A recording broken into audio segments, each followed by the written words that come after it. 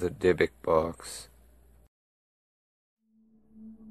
A DYBBUK is a malevolent spirit that enters and possesses the body of a living person, and it remains there until this person is exorcised. This all began in September of 2001 at an estate sale in Portland, Oregon. The estate sale was belongings to a woman who had just died at 103 years old. Now, when the man came across this wine box, he instantly fell in love with it.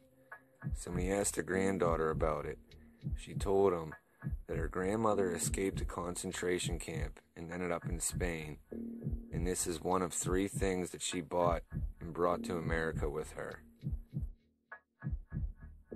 She had also went on and explained to the man that for some odd reason her grandmother had requested to be buried with the box, but according to Jewish Orthodox rules, she wasn't allowed, and they didn't grant this request. After hearing this, the man then went on and asked why she didn't just hold on to it. That's when she said while they were growing up, nobody was allowed to even touch or look at the box, and that there was no reason for anybody to hold on to it, and they figured they would just go ahead and sell the box. And she insisted that since he liked it so much, he should just go ahead and buy it. Well, after hearing the history of it, he ended up liking it that much more. So he planned on taking it back to his furniture shop, cleaning it, and then refinishing it. And then he was going to go ahead and give it to his mother for her birthday. The man then went on to take the box back to his furniture store. He had placed it down in the basement where his workshop was, and then he left for a little while to run a few errands. No longer than 45 minutes had gone by when he received a frantic phone call from a saleswoman begging him to come back, saying she was stuck in the building and the door won't open, and that somebody is in the workshop smashing glass and making all kinds of noise. The man thinks he has an intruder in his business, so he rushes back to find the door jammed shut. Well, after he was able to break in, he finds his saleswoman crouched down in a corner crying. He creeps by her, sneaking down the steps into the workshop to be overwhelmed with the smell of cat urine. This struck him weird because he has never owned a cat and there was never a cat in the building. Well, after this, he goes to turn on the lights to find that all the light bulbs in the basement are broken, and this is obviously the breaking glass sound that his saleswoman had heard. The man walked around the workshop using his cell phone flashlight to see if he can find an intruder, which he didn't. He then went upstairs to speak with the saleswoman, only to find that she had left. He then went on to call her to find out what happened. She refused to explain what happened and also refused to ever come back and work there again.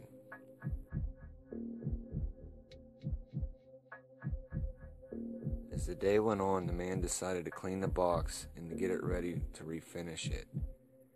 As he opened the door, he had noticed that there was a mechanism that made the opposite door open and the drawer open all on its own. He then found some very weird contents in the box. He found a small granite stone that was etched in Hebrew, which translated to Shalom.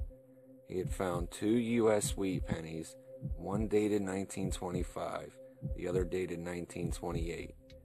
Also, a small lock of blonde hair that was bound in string. Another lock of brown hair, which was also bound in string, and also found a cast iron candle holder with octopus legs. He went on to put everything into a small cardboard box and to return it to the place where he bought the wine box.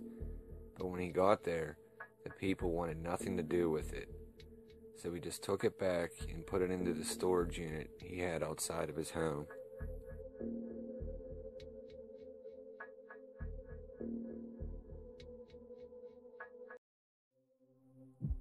Not once did the man connect the box to any of the weird occurrences that were happening. So he went ahead, continued on with his plan, refinished the box, and then called his mother over to his furniture store to give her her surprise. She smiled ear to ear and seemed to be very excited with this gift. So he turned around to go collect a few other things for her party when his friend screamed, "There's something wrong with your mother, man." The man rushed in to find his mother sitting on a chair with the box laying next to her. She had a blank expression on her face with tears running down her cheek, and as many times as he tried getting her attention, she wouldn't snap out of it.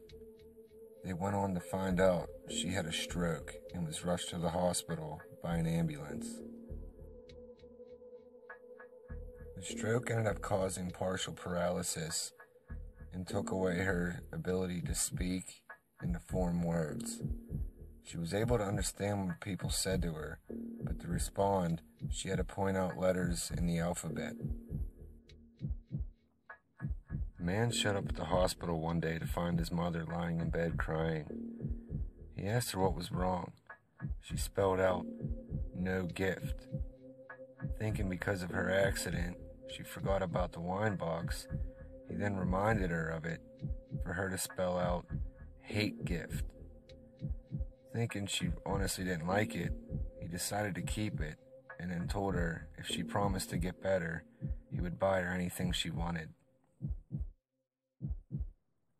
The man had only had the box at his home for a few days when he began hearing whispering at night while he was trying to sleep. And then one day, the overwhelming smell of cat urine just seemed to take over his home.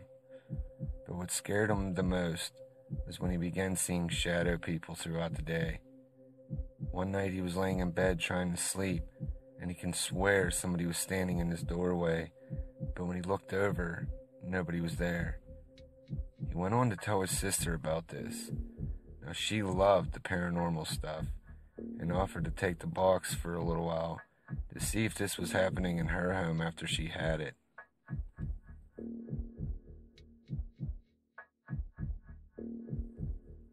Now I'm going to end this here, guys, and I'll start up in part 2.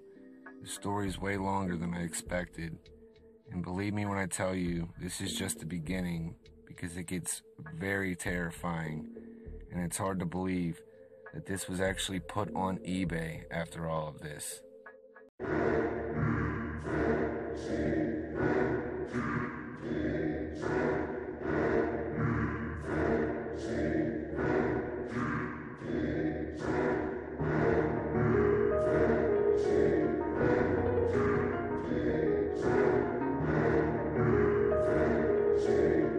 What's up, everybody? I just wanted to thank you real quick for helping my channel break 100 subscribers. I never even thought I'd break 50, so this means a lot. My little guy has been begging me to be in a video, so I told him he can help me out with this one. He's got something to say. Thanks for subscribing to my dad, and go out and spread the word. Go and subscribe if you haven't, and share the videos, and yeah. He's a little nervous, but he really wanted to be in a YouTube video. Once again, thanks a lot, and I'll see you in part 2 of this video. What? And I also want to say, and go check out my Google videos. Thanks for 32,000. And I'll see you in the video after mine on my phone. He's taken over a Google Plus account, and he's got 32,000 views on it, which is pretty nuts. Alright, guys. See you next time.